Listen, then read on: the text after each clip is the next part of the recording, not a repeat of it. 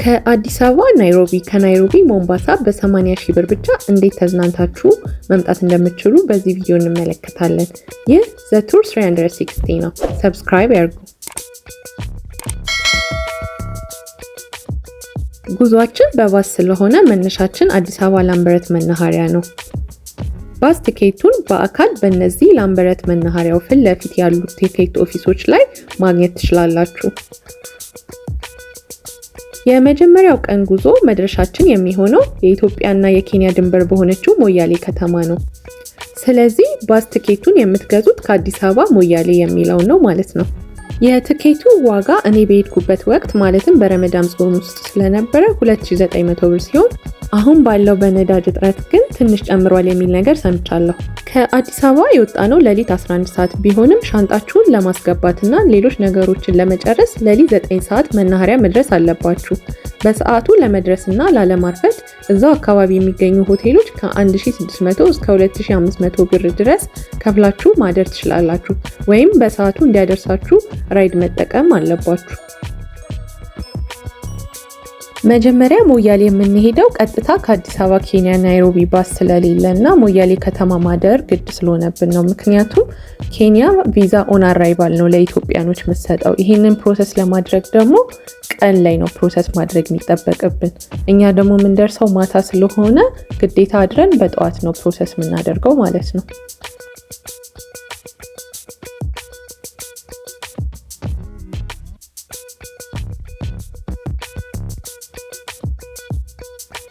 በዚህ ጉዞ ከመሄዳችሁ በፊት ዋና የሚያስፈልጉ ነገሮች ከ80 ሺህ ብሩ ሌላ ማለት ነው የታደሰ ፓስፖርት፣ የቢጫ ወባ የተከተባችሁበት ካርድ። ይሄ ክትባት ካልተከተባችሁ ከዚህ በፊት ከመሄዳችሁ ከ10 ቀናት በፊት መከተብ ይኖርባችኋል። የመከተቢያው ቦታው ደግሞ አዲስ አበባ ቸርቸር ጎዳና ያለው የቴሌ ዋና መስሪያ ቤት ህንፃ ጀርባ ያለ ጤና ጣቢያ ያለ፣ እዛ ውስጥ ገብታችሁ መከተብ ትችላላችሁ። ሌላ የምትዘጋጁት ነገር ደግሞ ቪዛ ኦፊሰሮቹ ለምን ጉዳይ ወደ ኬንያ እንደምትጓዙ ይጠይቋቸዋል። እናንተም ለጉብኝት መሆኑን ታስረዳላችሁ። የምትጎበኟቸውን ቦታዎችና ከተማዎች ትናገራላችሁ። ናይሮቢና ሞምባሳ ማለት ትችላላችሁ እና እዛ ከተማ ላይ የያዛችሁትን የሆቴል ሪዘርቬሽን ታሳያላችሁ። ሆቴል ሪዘርቬሽናችሁን በbooking.com ላይ ኦንላይን ማስያዝ ትችላላችሁ።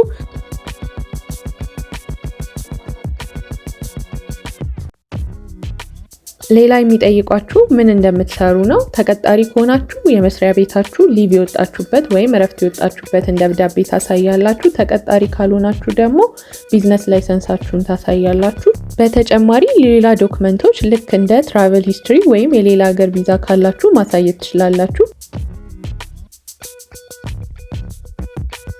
ጉዞ ረጅምና አድካሚ ቢሆንም እንደኔ አድቬንቸር ለሚወድና የተለያዩ ሀገራትን መጎብኘት ለሚፈልግ ሰው ጥሩ ነው ብዬ አስባለሁ። በዛ ላይ ለፕሌን ቲኬት ብቻ የምታወጡትን ብር ነው አጠቃላይ ለጉዞ ጉብኝት የምታወጡት።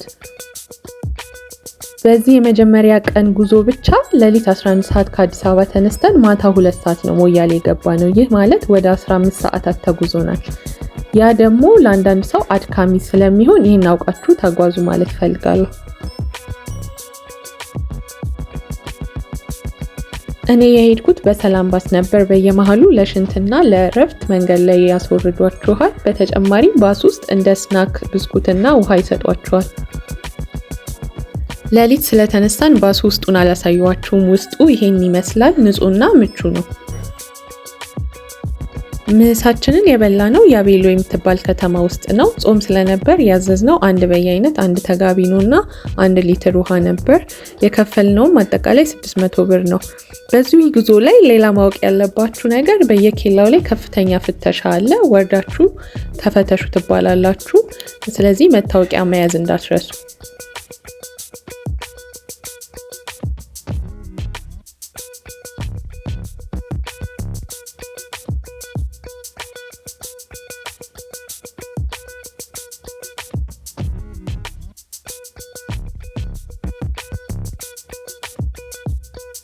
የተለያዩ የኢትዮጵያ ክፍለ ሀገራትን እየጎበኘን ከ15 ሰዓታት ጉዞ በኋላ ማታ 2 ሰዓት ላይ ሞያሌ ከተማ ገባን። ሞያሌ ከገባን በኋላ የያዝነው ሆቴል ሮሆቦት የሚባል ነው። ባሱ መጨረሻ ላይ ካወረደን በኋላ እስከ ሆቴሉ ድረስ በባጃጅ ለአንድ ሰው 25 ብር ከፍለን ሄድን።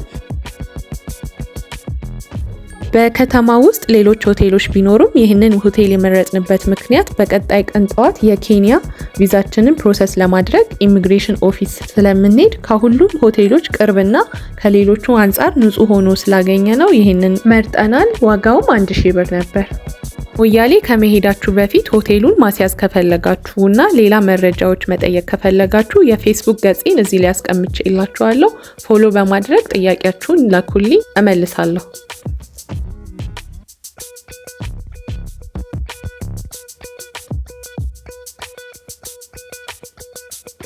ሞያሌ ካደርን በኋላ ሁለተኛው የጉዞ ቀናችን ይሆናል። በዚህ ቀን በጠዋት 2 ሰዓት ተኩል ላይ ተነስታችሁ ዶክመንቶቻችሁን ይዛችሁ ቀጥታ እዛው ሆቴላችሁ አካባቢ ያሉ ሱቆች ጋር የያዛችሁትን ብር ወደ ኬንያ ሽልንግ ታስቀይራላችሁ። ለአደራችሁበት ሆቴል ክፍያና እዛው ሞያሌ ስለምትውሉ ለምሳችሁ ብር አስቀርታችሁ በካሽ ወይም በትራንስፈር ብሩን መቀየር ትችላላችሁ። ከዛም የመነዘራችሁትን ብርና ቅድም አሟሉ ያልኳችሁን ዶክመንቶቻችሁን ይዛችሁ ወደ ኬንያ ኢሚግሬሽን ኦፊስ ትሄዳላችሁ።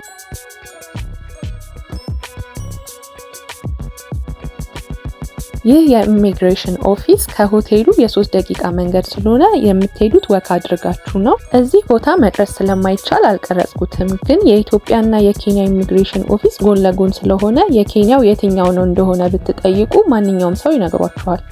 የኬንያ ኢሚግሬሽን ኦፊስ እንደደረሳችሁ ቪዛ ኦፊሰሮቹ ፓስፖርት፣ ቢጫ አበባ የተከተባችሁበት ካርድ እና የመስሪያ ቤት ደብዳቤ ወይም ቢዝነስ ላይሰንስ ይጠይቋችኋል።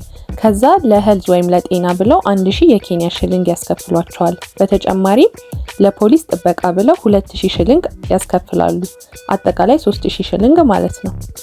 ሌላ እዚህ የሚከፈል ነገር የለም። ክፍያዎቻችሁን እንደጨረሳችሁ ቪዛችሁን መታውላችሁ ጨርሳችሁ ትወጣላችሁ። ከሞያሌ ኬንያ ናይሮቢ የሚጓዘው ባስ እዚህ ቲኬት ኦፊስ ስላለ ኬንያ ኢሚግሬሽን ኦፊሰሩን እንዳለፋችሁ ታገኙታላችሁ። እዛው ሄዳችሁ ቲኬታችሁን ቆርጣችሁ መውጣት ይኖርባችኋል። የቲኬታችሁ ዋጋ እኔ በሄድኩበት ጊዜ 2500 ሽልንግ ነበር ወይም በእኛ 4200 ብር ነበር። ምክንያቱም እኛ በሄድንበት ጊዜ 1 ሽልንግ በኢትዮጵያ 1 ብር ከ68 ሳንቲም ይመነዘር ነበር። እዛው ባስ ቲኬት ኦፊሱ አጠገብ እንደዚህ አይነት የኬንያ ሲም ካርድ መሸጫ ሱቆች ታገኛላችሁ። የኬንያ ሲም ካርድ መግዛት ግድ ነው፣ ምክንያቱም ኬንያ ውስጥ ለብዙ ነገር ያገለግሏቸዋል። ለምሳሌ ኦንላይን ክፍያ ለመፈጸም እና ኢንተርኔት ለመጠቀም። እኔ የገዛሁት የኤርቴል ሲም ካርድ ነው፣ ነገር ግን የሳፋሪኮም ሲም ካርድም ስላለ እሱን መግዛት ትችላላችሁ። እኔ የገዛሁት ሲም ካርድ 4 ጂቢ እና የ100 ደቂቃ ድምጽ ፓኬጅ አለው። ይሄም ለ1 ሳምንት በደንብ በቅቶኛል። እዛው ደግሞ የተወሰነ ሽልንግ ደግሞ በሞባይል ባንኪንግ ማስገባት ትችላላችሁ። እነዚህን ጉዳዮች ከጨረስን በኋላ ጉዟችንን ከሰዓት 11 ሰዓት ስለሆነ ምሳችንን ለመብላት እዛው ሞያሌ ከተማ የሚገኝ አናንያ የሚባል ሆቴል ነበር የበላነው። ያወጣነው 600 ብር ነበር።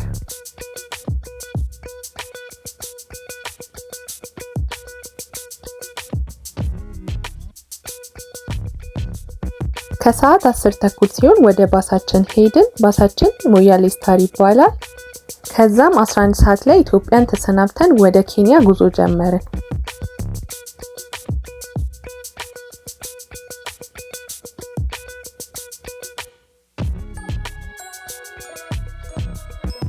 በኬንያ ጉዞ ወቅት መንገድ ላይ የተለያዩ ፍተሻዎች አሉ። ስለዚህ ከመኪና መውረድ ይጠበቅባቸዋል። በተጨማሪም አንዱ ፍተሻ ጋር ለፖሊሶች ተብሎ 200 ሽልንግ ያስከፍሏቸዋል።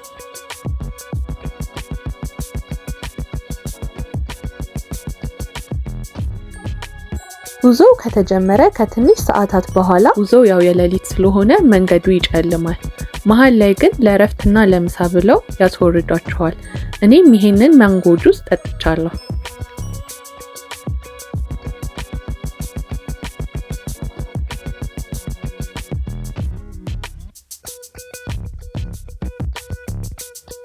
ከ13 ሰዓታት የሌሊት ጉዞ በኋላ ጠዋት 12 ሰዓት ላይ ኬንያ ናይሮቢ ደረስን። ባሱ መጨረሻ የሚያወርድበት አካባቢ ነበር ሆቴል ያዝነው። ሆቴሉ ይሄን ይመስላል። ሆቴሉ በቀን ለአንድ ሰው 1500 ሽልንግ ነው የሚያስከፍለው።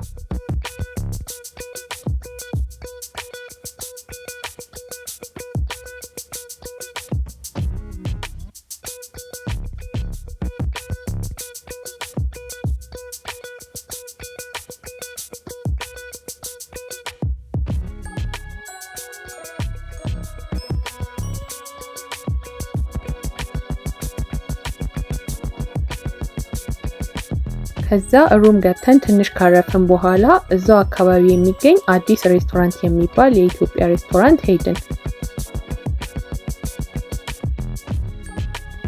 ያው የተለመደውን የጾም ምግብ በልተን የከፈልነው 900 የኬንያ ሽሊንግ ነበር። ምሳችንን ከበላን በኋላ ናይሮቢን እየዞርን ለመጎብኘትና ሞምባሳ የምንሄድበትን የባቡር ትኬት ለመቁረጥ ራይድ ጠራን። ራይድ እዛ ስለሌለ ቦልት የሚባል እንደ ራይድ የሚሰራ ይህን አፕሊኬሽን አውርዳችሁ መጠቀም ትችላላችሁ እናንተም ስትሄዱ።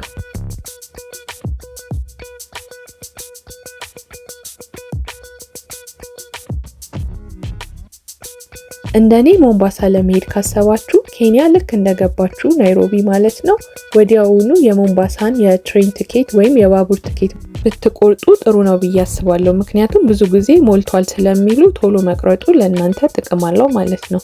ቲኬቱን በአካል ወይም በራሳቸው ዌብሳይት me-tickets.krc.co.ke ላይ መቁረጥ ትችላላችሁ።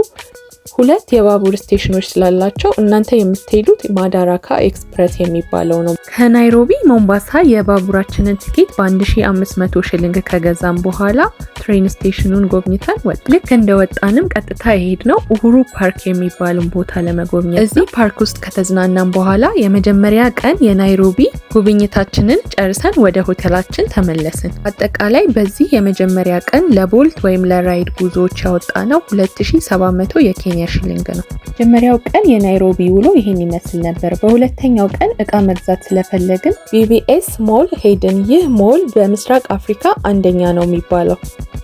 እኛ ከነበርንበት ሆቴል በዎኪንግ ዲስታንስ ስለነበር በ10 ደቂቃ ውስጥ ወክ አድርገን ሄደን ጎብኝተነዋል።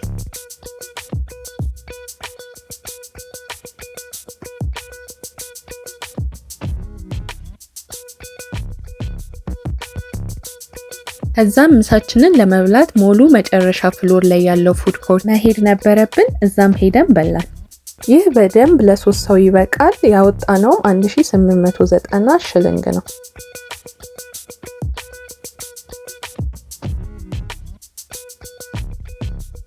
ከዛ ሾፒንጋችንን ጨርሰን የናይሮቢ የሁለተኛ ቀን ውሏችንን አጠናቀቅን።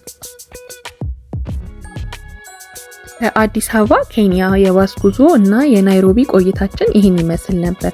ቀጣይ ከናይሮቢ ሞምባሳ በባቡር እንዴት እንደተጓዝንና ቆይታችን ምን ይመስል እንደነበር ማየት ከፈለጋችሁ የዚህ ቪዲዮ ፓርት 2 ብዬ ሰርቻለሁ። ገብታችሁ ተመልከቱ። ይሄን ቪዲዮ ላይክ፣ ኮሜንት እና ያስፈልገዋል ለምትሉት ሰው ወይም አብራችሁ መሄድ ለምትፈልጉት ሰው ሼር ያድርጉ።